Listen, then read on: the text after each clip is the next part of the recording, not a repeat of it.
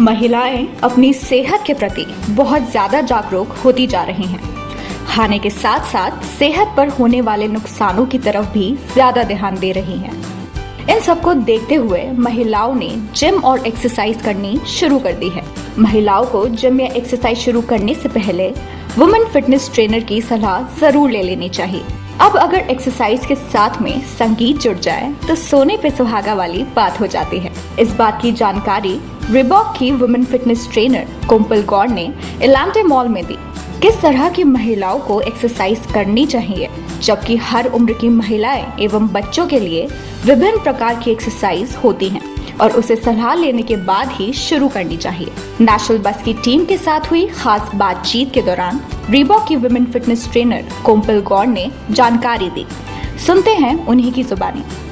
हाय कोम्पल, जैसा कि it's a saying that you have to take breakfast as a king and lunch as a normal person and dinner like a beggar। इसके पीछे ज़रूर कुछ ना कुछ तो लॉजिक है। तो आप हमें बताएंगे कि बैलेंस डाइट की अगर हम बात करें तो बैलेंस डाइट में क्या क्या चीज़ें इन्वॉल्व होनी चाहिए? Okay, hi. First of all I want to say कि जो एलांटे का ये जो इनिशिएटिव है एवरी वेंसडे का, we they talk about various activities जो विमेन को इंटरेस्ट करती हैं। They talk about cooking, they talk about fitness.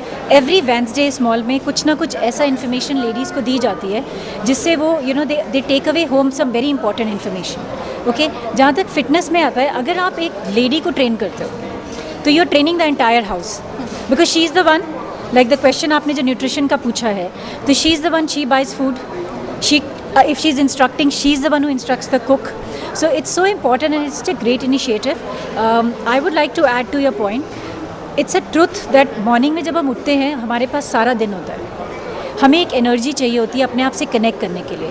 Breakfast like a king सिर्फ इसलिए भी नहीं कि उस टाइम पे आपको खाली फूड लेना है। This is the time you sit down, you eat food, get proper nutrition, so that आपके पास दिन भर एनर्जी रहे और आप अपने आप से कनेक्ट करो, क्योंकि आपका आगे दिन में जो आपका टाइम होगा, आप एक से दूसरी एक्टिविटी में जा रहे हो। सो सुबह के टाइम उठने के बाद दिन शुरू करना है तो ईट अ वेरी हेल्दी ब्रेकफास्ट। कोम्पल, अगर देखा जाए तो जो लेडीज़ होती हैं उनका सबसे ज़्यादा प्रॉब्लम होता है वेट गेन का, थाइज एंड हिप्स से।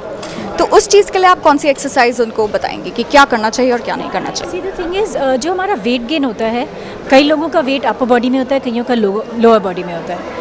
वेट गेन जो है वो सिर्फ एक्सरसाइज से नहीं जाएगा, बिकॉज अगर आप लोअर बॉडी की एक्सरसाइज भी करोगे तो you will tone up those areas, उससे फैट नहीं जाएगा। फैट को अगर आपने कहीं से भी हटाना है, वेदर अपर बॉडी से या लोअर बॉडी से, कहीं से भी अगर आपको अपना फैट हटाना है, तो the important thing is that आप न्यूट्रिशन कंट्रोल करो, आप फैट्स कम करो, कार्बोहाइड्रेट्स पे थोड़ा ध्यान दो।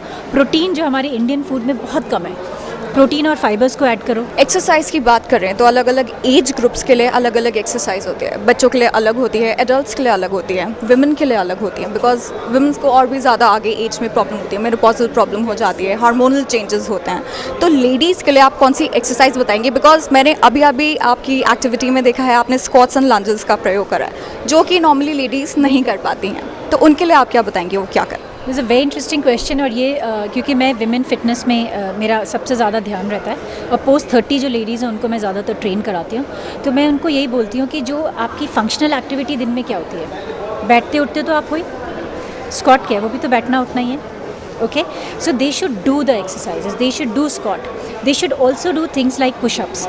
अगर आप फ्लोर पे नहीं कर सकते, आप वॉल पुशअप्स कर सकते हो, क्योंकि लेडीज़ आप देखो कितना काम करती हैं, घर पे खड़े होकर हम हाथ से काम कर रहे हैं, अपर बॉडी इन्वॉल्व है, उसके बाद हम बैठ रहे हैं, लोअर बॉडी इन्वॉल्व है, उसके बाद हम सामान उठा रहे हैं, ट्विस्टिंग।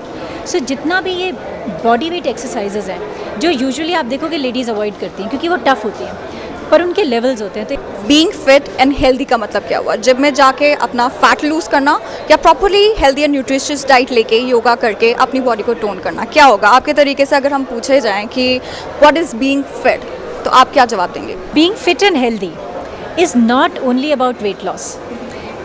दो तीन चीज़ें जो शुरू के लोगों को मैं बोलती हूँ, do you have energy in you, do you have that energy in your sweat, that spring in your feet, are you a happier person, do you have enough energy at the end of the day, are you able to do these activities properly throughout the day and still have time for yourself?